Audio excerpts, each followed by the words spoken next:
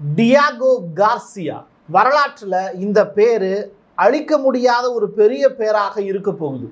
அதுக்கான காரணம் என்னன்னா, நிச்சயமாக மூன்றாவது உலகப் போர் இந்த இடத்துல இருந்து தான் தொடங்க போகுது அப்படின்னு சொல்றாங்க. அமெரிக்கா ஈரானை அட்டாக் பண்றதுக்கு இந்த இடத்த தான் ஸ்பெசிஃபிக்கா தேர்ந்தெடுத்திருக்காங்க. தன்னுடைய நாட்டில் இருந்து அட்டாக் பண்ணாம எதுக்கு பிரிட்டிஷனுடைய கட்டுப்பாட்டில் இருக்கக்கூடிய இந்த பகுதியை அமெரிக்கா சூஸ் பண்ணி ஆயுதங்களை குவிக்கிறாங்க. என்னது, நிஜமாவே ஆயுதங்களையும் ஆட்களையும் குவிக்க ஆரம்பிச்சிட்டாங்களா அப்படின்னு கேட்டா, ஏகப்பட்ட வேலைகள் இந்த இடத்த வச்சு நடந்துகிட்டு இருக்கு.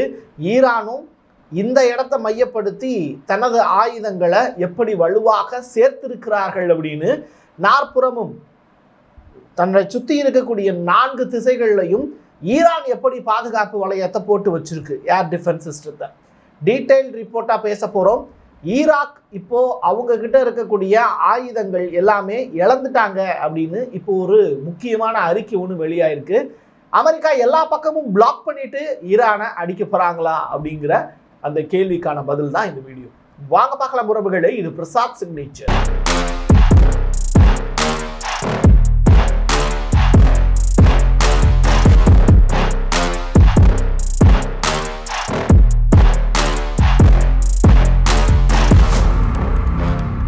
Diego Garcia.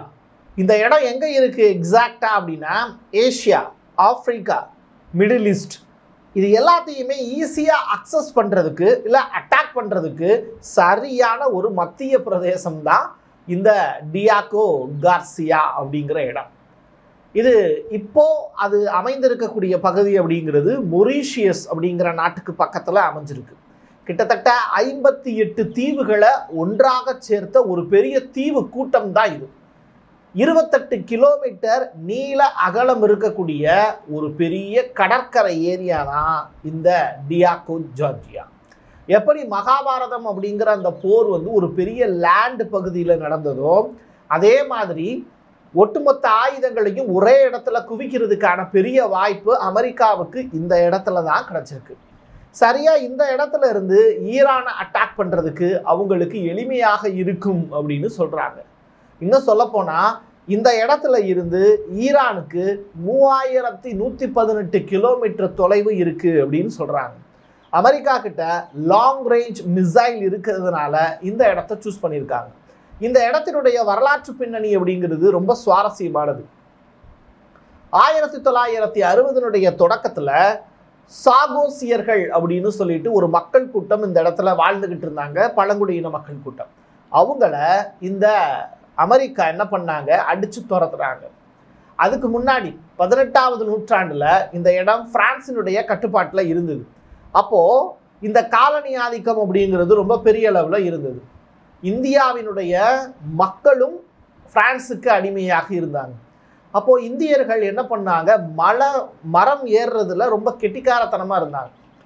அப்போ மரம் ஏறி தேங்காயை பறிக்கிறதுக்கு இந்திய தொழிலாளர்கள் இந்த மொரீசியஸ் பக்கத்துல இருக்கக்கூடிய இந்த சாகோசியர்களுக்கு ட்ரைனிங் கொடுத்துருக்காங்க. அங்க இருக்கக்கூடிய அடிமைகள் இங்க இருக்கக்கூடிய அடிமைகளுக்கு ட்ரைனிங் கொடுத்துருக்காங்க. இது எல்லாமே தேங்காய் பறிப்பதற்காக வந்த ஒரு பெரும் கூட்டம் பிரான்ஸுக்கு உதவி பண்ணாங்க. பிரான்ஸுக்கிட்ட இருந்து ஒரு குறிப்பிட்ட காலத்திற்கு பிறகு பிரிட்டனுக்கிட்ட இது கைமாறுச்சு.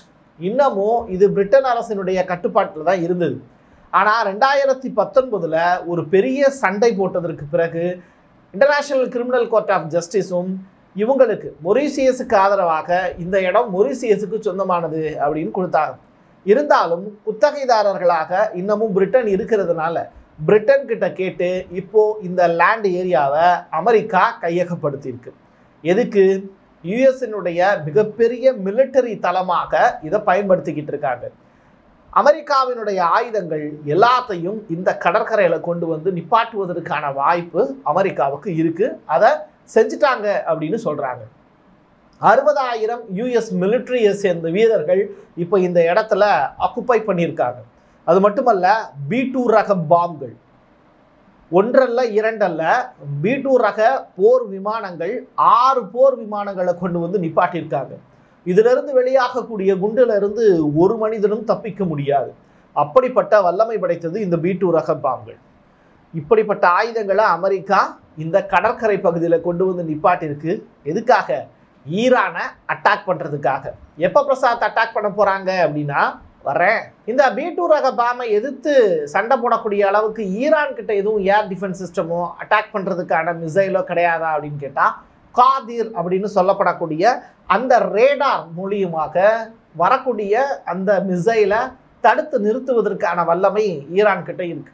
இது தவிர்த்து ரஷ்யா கிட்டமிருந்து வாங்கிய S-400 S-500 உள்ளிட்ட ஏர் டிஃபென்ஸ் சிஸ்டத்தையும் ஈரான் வச்சிருக்காங்க. இது மட்டும் போதுமானதா? ஈரானை தற்காத்துக்கிறதுக்கு அவங்களுக்கு வேற வழி கிடையாதா? ஈரானுடைய நில அமைப்பு எப்படி இருக்கு அப்படிங்கிறது ரொம்ப ரொம்ப முக்கியத்துவம் வாய்ந்தது. அமெரிக்கா நினைச்சாங்க அப்படின்னா அந்த இடத்துல இருந்து வான்வெளியை ஒரு அட்டாக் நடத்திடலாம். ஆனால் கடல் பகுதி வழியாகவோ பள்ளத்தாக்கு வழியாகவோ மலை பிரதேசங்கள் வழியாகவோ ஈரானை வந்து ஒட்டுமொத்த ஈரானையும் கைப்பற்றுவதற்கான வாய்ப்பு இருக்கா அப்படின்னு கேட்டால் அந்த இடம்தான் அமெரிக்காவுக்கான ட்விஸ்ட் இருக்கு. இந்த போட்டோவை பாருங்க. இது ஈரானுக்கும் குர்திஸ்தானுக்கும் இடையில இருக்கக்கூடிய ஒரு சூப்பர்வான பிளேஸ். இந்த பிளேஸ் தான் ஈரானுடைய என்ட்ரி அப்படிங்கிறாங்க. கொல்லப்புறம்னு வச்சுக்கோங்களேன். இந்த கொல்லப்புறத்தில் வந்து ரொம்ப அழகாக அந்த பாலத்தை கட்டியிருக்காங்க. கீழே நம்ம தஞ்சாவூர் பெரிய கோயில், அதற்கு அரண்மனைலாம் இருக்கிறதுக்கு பக்கத்தில் வந்து பெரிய அகழிகள் தோண்டி வச்சுருப்பாங்கல்ல பாதுகாப்புக்காக. அந்த மாதிரி சுற்றி வந்து பார்த்திங்கன்னா கடல் வந்து இருக்குது, கடல் தண்ணி இருக்குது. அந்த கடல் தண்ணி ஆறோடு சேர்ந்து வரக்கூடிய ஒரு அற்புதமான காட்சி தான் நம்ம பார்த்துக்கிட்டு இருக்கிறது. இதுதான் ஈரானுடைய ஃபர்ஸ்ட் பலம் அப்படின்னு சொல்கிறாங்க. நீங்கள் 2 மலைத்தொடர்களுக்கு இடையில ரொம்ப குறுகிய ஒரு பகுதி இருக்குது அப்படின்னா அதன் வழியாக நீங்கள் உள்ளே என்ட்ராகலாம். ஆனால் பின்னாடி இருக்கக்கூடியவங்க, மலைக்கு பின்னாடி இருக்கக்கூடியவங்க எளிமையாக உங்களை அடையாளம் காண முடியும். மொத்தமாக நீங்கள் பெரிய ஃபோர்ஸை உள்ளே இறக்கிற முடியாது இந்த ஒரு சின்ன பகுதிக்குள்ளே. அப்படிப்பட்ட ஒரு பெரிய அரண் தான் இலங்கையில் ராவணன் வந்து அமைச்சிருந்தார். ஒரு பெரிய மலை பாறைகளை அப்படியே 2ஐயும் ஒன்றா சேர்த்து அதுக்குள்ளே வந்து 2 பேர் மட்டும் நுழையக்கூடிய வாய்ப்பு. இதே மாதிரி ஈரானில் இயற்கையாகவே 2 மலைக்குன்றுகள் ஒன்றாக சேர்ந்து மனிதர்கள் வருவதற்கான வாய்ப்பு இருக்குது. நீங்கள் அமெரிக்கா தன்னுடைய 60,000 ஃபோர்ஸையும் உள்ளுக்குள்ள மலைப்பகுதிகள் வழியாக கொண்டு வரணும்னு நினச்சாங்கன்னா இந்த இடத்துல மாட்டிப்பாங்க. இந்த இடத்துல ஈரான் படைகள் குவிச்சு வச்சு ஒவ்வொருவரையாக கொன்று வீழ்த்திவிடும். முடிஞ்சு போச்சு கதை. இதே மாதிரி ஜாக்ரோஸ் அப்படிங்கிற மலைப்பகுதி இருக்குது. இந்த மலை ரொம்ப வித்தியாசமான ஸ்ட்ரக்சர் உடையது. நீங்கள் மலைனா வந்து நம்ம விந்திய மலை மாதிரி ஒரே ஸ்ட்ரெயிட்டாக மேலே அப்படியே இருக்கும், இமயமலை மாதிரி அப்படியே வந்து பனிமூடிய முகடுகளாக இருக்கும் அப்படிங்கிறது கிடையாது. இது ஒன்றுமே வந்து சேச்சுரேஷன் பாயிண்ட்ஸ் இருக்குல்ல, அப் அண்ட் டவுன், அந்த மாதிரியான ஸ்ட்ரக்சர் உடையது. நீங்கள் உங்களுடைய ஃபோர்ஸையோ உங்களுடைய மிசைலையோ நீங்கள் உள்ளுக்குள்ளே அனுப்புகிறீங்க அப்படின்னா அதை எளிமையாக அந்த மலைக்கு அடியில் இருக்கக்கூடிய ஏர் டிஃபென்ஸ் சிஸ்டம் மூலியமாகவே, இந்த மலையே ஒரு ஏர் டிஃபென்ஸ் சிஸ்டம் அப்படிங்கிறாங்க. அந்த அளவிற்கு ஈரானுக்கு ஒரு வலிமையான குடையாக மாறி இருக்கிறது இந்த ஜாக்ரோஸ் அப்படிங்கிற மலைப்பகுதி. செம்னான் அப்படின்னு ஒரு பகுதி, அந்த பகுதியில் ஒரு பாலைவனம் இருக்குது. அந்த பாலைவனத்தோடு சேர்ந்து ஒரு மலைக்குன்று இருக்குது. இந்த மலைக்குன்றை தாண்டி ஒத்த ஆம்பளை கூட வெளியிலிருந்து உள்ளே வர முடியாதா அப்படின்னு ஈரான் கொக்கரிக்கிறாங்க. காரணம் என்னன்னா, நீங்கள் பாலைவனத்தை கடந்து உங்களுடைய ஆயுதங்களை உள்ளே இறக்கணும். அப்போது நீ பாலைவனத்துக்கு தாண்டி அந்த குன்றுக்குட்டை வரும்போதே உனக்கு ஒரு பெரிய ஸ்ட்ரகிள் இருக்கும். எப்படி வந்து நெப்போலியன் ரஷ்யாவுக்குள்ளே நுழையும் போது அந்த குளிர் தாங்க முடியாமல் நெப்போலியனுடைய படைகள் திரும்பி பிரான்ஸுக்கே ஓடிச்சோ, அதே மாதிரி இந்த செம்னான் அப்படிங்கிற அந்த குன்று, அந்த பகுதியில் இருக்கக்கூடிய பாலைவனத்தின் காரணமாக அதை தாண்டி அமெரிக்க படைகளால் ஈரானுக்குள்ள காலடியை எடுத்து வைக்க முடியாதுங்கிறாங்க. இப்படி ஈரான் இயற்கையாகவே தன்னை அரணாக அமைத்து கொண்டிருக்கிறது. இது இறைவன் வந்து ஈரானுக்கு கொடுத்த மிகப்பெரிய பலம். இந்த ஸ்ட்ரக்சரை வந்து பாருங்க, இதுதான் ஈரானுடைய ஒட்டுமொத்த ஸ்ட்ரக்சர். ஃபர்ஸ்ட் காஸ்பியன் சி, 2வது அல்போஸ் அப்படிங்கிற மலைத்தொடர், ஜாக்ராஸ் அப்படிங்கிற மவுண்டெயின், கடல்ல இருந்து 3000 மீட்டர் உயரத்தில் இருக்கக்கூடிய டார்கெட் வேலி, அதாவது பள்ளத்தாக்கு.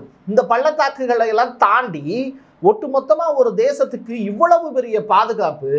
இதுக்கு நடுவில் ஈரான் தன்னுடைய நாட்டினுடைய மக்களுக்காக அழகழகாக வீடுகளை கட்டி கொடுத்துருக்காங்க.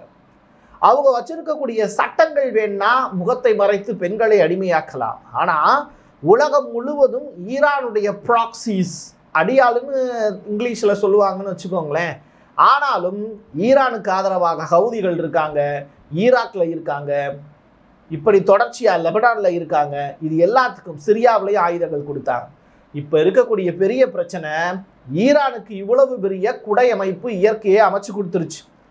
இப்போ அமெரிக்கா டைரக்டா அந்த இடத்துல இருந்து அட்டாக் பண்ணா கூட இயற்கையை தாண்டி ஈரானை அட்டாக் பண்றது கஷ்டம்.